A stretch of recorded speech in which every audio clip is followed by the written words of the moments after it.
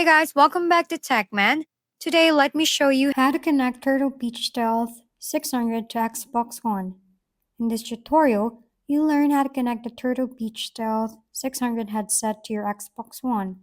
First, ensure that you have the Xbox specific version of the Stealth 600, as it uses built-in wireless and doesn't require a USB dongle. Insert the batteries and power on both the headset and your console.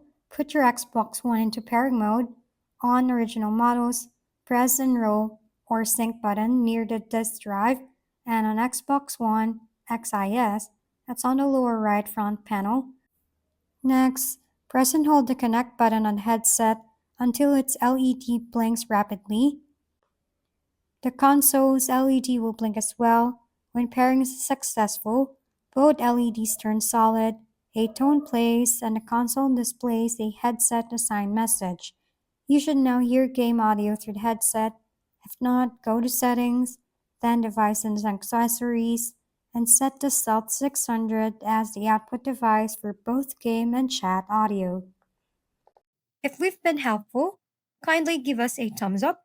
And don't forget to hit the subscribe and bell button for more contents. For any questions and suggestions, comment down below.